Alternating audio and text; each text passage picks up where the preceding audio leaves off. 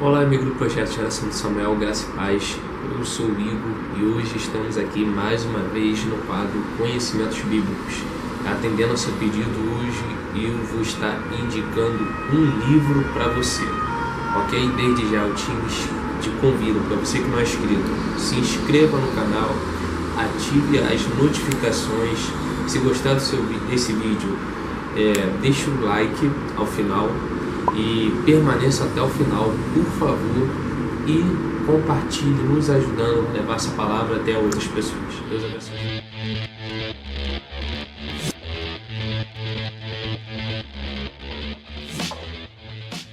Hoje nós vamos falar sobre esse livro aqui. Tá pegando o livro? O livro é Ortodoxia. Eu te peço perdão pelo barulho aqui no fundo, tá passando aqui, moro aqui perto da Avenida Brasil, então um som tá um pouco atrapalhando, mas porque o quarto hoje, o filho tá dormindo e estamos gravando na sala. Mas hoje nós vamos falar sobre este livro, Ortodoxia de G.K. Chesterton. Eu vou falar dele porque também eu já li ele. Eu sempre procuro falar aqui no quadro Conhecimentos Bíblicos que estava parado. Nós voltamos agora esse ano e eu vou deixar o link de alguns livros que eu já indiquei nesse quadro. Até agora, se eu não me engano, foram 3 ou 4 livros que eu já indiquei. Eu sempre procuro indicar livros, primeiro, que mudaram minha forma de pensar, minha forma de me portar, me impactar, ok? E um desses é o livro de G.K. Chesterton. Gente, este é um livro clássico, é uma obra clássica, eu já li ele todo. E a linguagem, por ser clássica, é um pouco mais rebuscada. Para você que não tem muito costume de ler, tanto obras evangélicas quanto outras obras, pode ser que você se embaralhe um pouco quando você for ler ou não consiga entender algumas coisas, porque é um livro escrito em 1800, ok? Então é um livro antigo, então por ser antigo a linguagem dele é um pouco mais clássica, mas também não é nada difícil não, só algumas partes que ele fala. Ele costuma usar uma linguagem, como que eu vou dizer, uma linguagem que não é o nosso uso normal do dia a dia, uma linguagem mais formal, lembra a palavra, uma linguagem mais formal. A primeira coisa que nós temos que entender antes de procurar conhecer o livro é quem foi esse homem aqui, G.K. Chesterton. G.K. Chesterton, que é o Gilbert, né? Você fala muito bem inglês, ok? O primeiro nome dele é Gilbert. E ele foi, primeiro na sua vida, ele começou como anglicano, protestante da igreja anglicana. Ele é natural da Inglaterra, né? Falecido, né? Era, né? Natural da Inglaterra, protestante, e no final, na metade da sua vida, ele mudou-se, converteu-se ao catolicismo.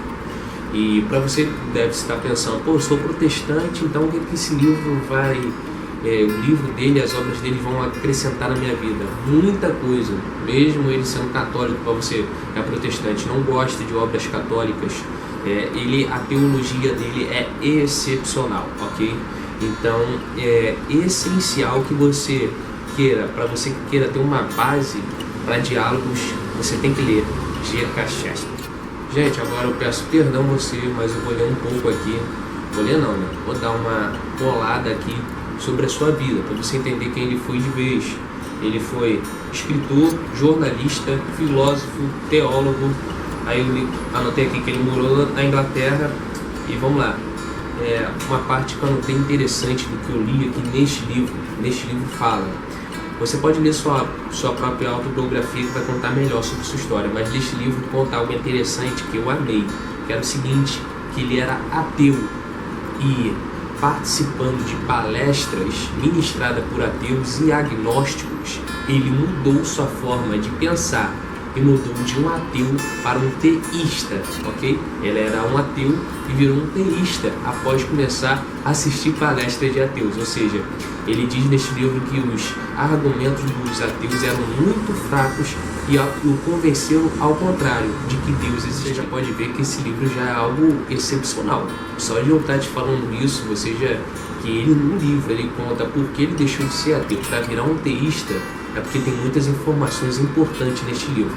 Este livro aqui é nada mais nada menos que uma obra apologética, uma obra apologética sobre ortodoxia. Mas o que é a ortodoxia? Nada mais nada menos tem a ver com seguir dogmas, seguir doutrinas, ser religioso. Ou seja, se você possui uma religião, você é cristão, católico, protestante, evangélico, pentecostal, neopentecostal, vamos lá, reformado, seja o que você for, você é ortodoxo, você segue uma doutrina, você segue um dogma. E se você segue um dogma e uma doutrina, você segue uma ortodoxia.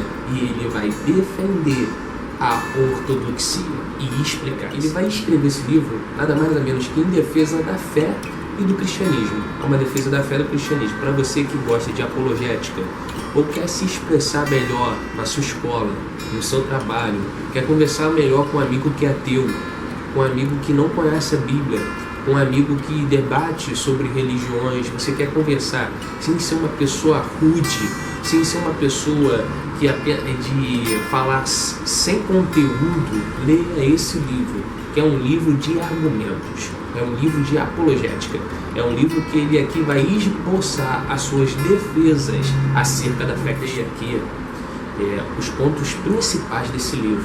Eu não vou falar e te ensinar o que fala no livro, senão eu vou te dar um spoiler, né? Spoiler de filme, mas eu vou dar um spoiler do livro e não vai ter graça, você não vai querer ler o livro.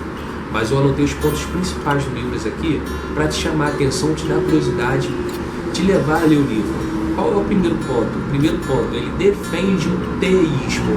Ele vai te explicar o que é o teísmo, a defesa acerca do teísmo. O que é teísmo, mesmo? É nada mais nada menos do que aquele que acredita, é a corrente que acredita em Deus. Então, se você acredita em Deus, ele explica o porquê ele acredita em Deus. Gente, o segundo ponto que eu anotei aqui é que ele critica algumas filosofias da sua época. Como eu te falei, esse livro foi escrito ali entre 1800 e 1900, no final de 1800 ali, quase beirando 1900. Então é um livro que vai criticar algumas filosofias da época. Dentre elas nós vamos ter, que tem até hoje, o ateísmo.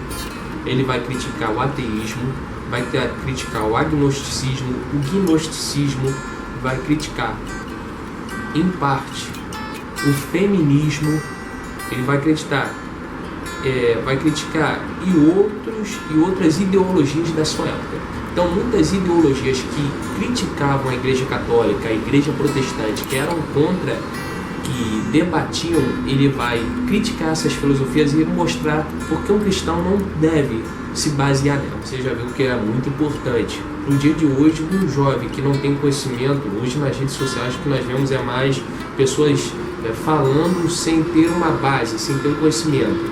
Então, busque, você nesse livro você vai ter conhecimento e base para debater filosoficamente, com a base de raciocínio, não só pela Bíblia, não, logicamente com essas pessoas, de acordo com as suas próprias ideologias, você vai mostrar para elas onde está as falhas. Um fator importante que eu anotei aqui é que ele fala contra o suicídio e a favor da vida.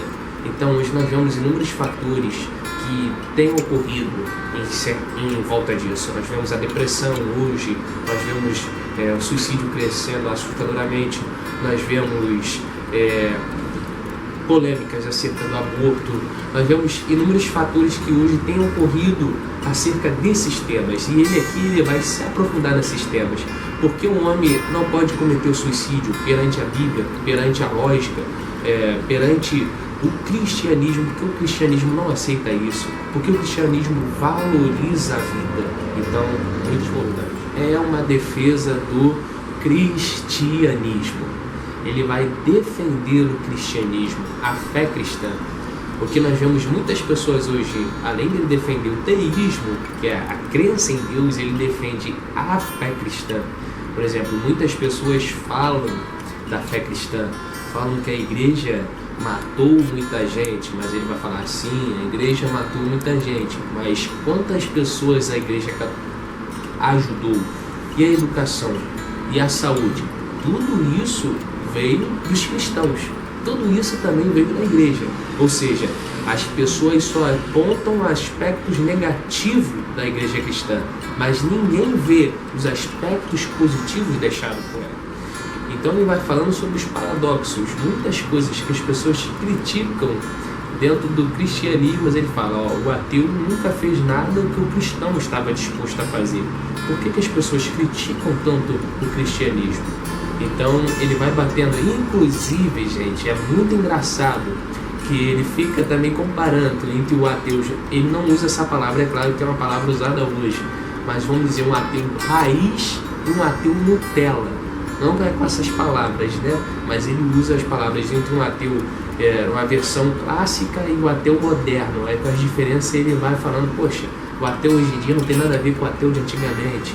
Então, poxa, é muito interessante esse livro. Tem que encerrar com uma frase, que é a frase que eu achei também muito interessante. São muitas frases desse livro aqui top, que eu anotei, sublinhei, botei no caderno. Mas uma das frases que eu achei interessante, que resumindo, não é com essas palavras, mas resumindo tudo que está aqui na cabeça, e resumindo o homem que mata uma pessoa, mas o homem que se mata, mata todos os homens que existem para ele. Ou seja, ele fala que um suicida é muito pior do que um homicida. E na lógica ele nos explica o porquê. Porque um homicida ele só vai matar uma pessoa, mas o suicida, quando ele se mata, ele tira sua própria vida e todas as pessoas que estão ao seu mundo para ele deixaram de existir. Então nós vemos que só por essa frase você vê que o cara ele é fenomenal. Ele vai batendo ali a ortodoxia e defendendo realmente com bons argumentos cristãos. Eu quero te agradecer, você que ficou até o final. Quero te convidar mais uma vez a deixar o seu like, se inscrever no canal, e toda quarta-feira vai ter vídeo do quadro Conhecimentos Bíblicos. Se você já leu outros livros de G.K. Chesterton, quer que comente ou quer deixar indicação, deixa no comentário embaixo. Se você gostou, comente. Se você conhece outros livros bons, quer que eu fale também, comente, ok? E antes de tudo também te peço, nos ajude e compartilhe para o seu grupo de amigos, para o cara que quer ter uma base, para o cara que quer ter um conhecimento para, como que eu vou falar, debater com as pessoas ou até falar acerca sobre o reino de Deus, sobre muitas coisas que têm ocorrido hoje em dia em nossa sociedade. O cristão ele tem que ter base, não só bíblica, mas ele tem que ter um conhecimento teológico básico para conseguir conversar com outras pessoas, dialogar dentro do respeito. Deus abençoe sua vida, Deus abençoe sua família, graça e paz.